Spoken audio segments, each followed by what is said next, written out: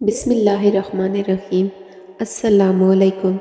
حضرت ام المومنین عائشہ صدیقہ رضی اللہ تعالیٰ عنہ سے روایت ہے،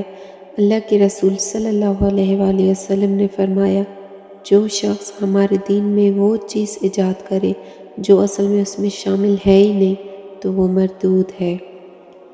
آپ صلی اللہ علیہ وآلہ وسلم فرما رہے تھے کہ تمام اعمال کا دار و مدار نیت پر ہے، اور ہر عمل کا نتیجہ ہر انسان کو اس کے نیت کے مطابق ہی ملے گا۔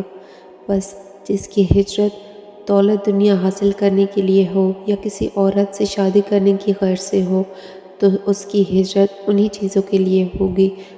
جن کی حاصل کرنے کی نیت سے اس نے ہجرت۔ حضرت عبداللہ بن مسعود رضی اللہ تعالیٰ عنہ سے روایت ہے، رسول اللہ صلی اللہ علیہ وسلم نے فرمایا، جس نے جان بوجھ کر مجھ پر جھوٹ باندھا اسے چاہیے کہ جہنم کی آگ میں اپنا ٹھکانہ بنا لے۔ حضرت زید بن ثابت رضی اللہ تعالیٰ عنہ بیان کرتے ہیں کہ رسول اللہ صلی اللہ علیہ وسلم نے مجھے حکم دیا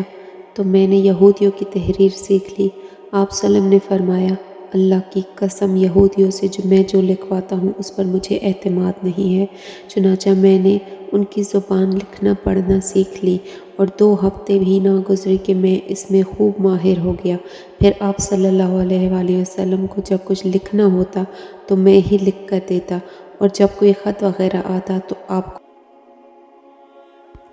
حضرت ابو ہریرہ رضی اللہ تعالیٰ عنہ کہتے ہیں، رسول اللہ صلی اللہ علیہ وآلہ وسلم نے فرمایا، جس سے علم کی بات پوچھی گئی اور اس نے اسے چھپا لیا اور بتایا نہیں تو اللہ تعالیٰ قیامت کے روز اسے آگ کی لگام دے گا۔ ایک صحابی سے مروی ہے، نبی صلی اللہ علیہ وآلہ وسلم نے فرمایا، جب 2 شخص دعوت دینے والے اکٹھے ہو جائیں تو اس کی دعوت قبول کرو جس کا دروازہ ان میں سے زیادہ قریب ہو، کیونکہ جس کا دروازہ زیادہ قریب ہوگا اسی کی ہمسائیگی زیادہ قریب ہوگی، اور اگر ان میں سے ایک پہلے آیا ہے تو پہلے آنے والی کی قبول کرو۔ رسول اللہ صلی اللہ علیہ وآلہ وسلم نے ان لوگوں کے لیے جو شادی شدہ نہ ہوں اور زنا کریں یہ حکم دیا تھا کہ انہیں 100 کوڑے لگائے جائیں اور 1 سال کے لیے جلا وطن کر دیا جائے۔ نبی کریم صلی اللہ علیہ وآلہ وسلم نے فرمایا،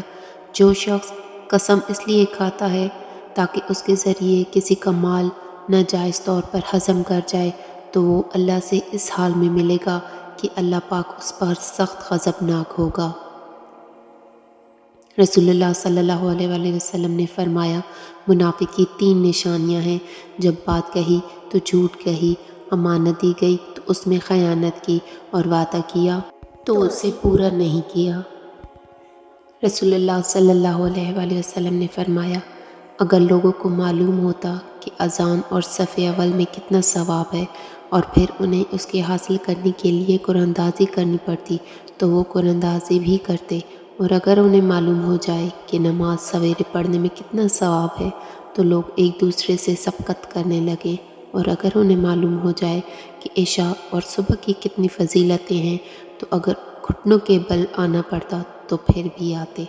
رسول اللہ صلی اللہ علیہ وآلہ وسلم نے فرمایا، اگر کوئی شخص جھوٹ بولنا اور دغا بازی کرنا روزے رکھ کر بھی نہ چھوڑے تو اللہ تعالیٰ کو اس کی کوئی ضرورت نہیں کہ وہ اپنا کھانا پینا چھوڑ دے۔ نبی کریم صلی اللہ علیہ وآلہ وسلم نے فرمایا، خریدنے اور بیچنے والے جب تک ایک دوسرے سے الگ الگ نہ ہو جائیں انہیں اختیار باقی رہتا ہے۔ اب اگر دونوں نے سچائی اختیار کی اور ہر بات صاف صاف بیان اور واضح کر دی تو ان کی خرید و فروخت میں برکت ہوتی ہے، لیکن اگر انہوں نے کوئی بات چھپائی یا جھوٹ بولا تو ان کی خرید و فروخت میں سے برکت مٹا دی جاتی ہے۔ رسول اللہ صلی اللہ علیہ وسلم نے فرمایا، اللہ تعالیٰ اس کی طرف قیامت کے دن نظر رحمت نہیں کرے گا جو اپنا کپڑا تکبر و غرور سے زمین پر گھسیٹ کر چلتا ہے۔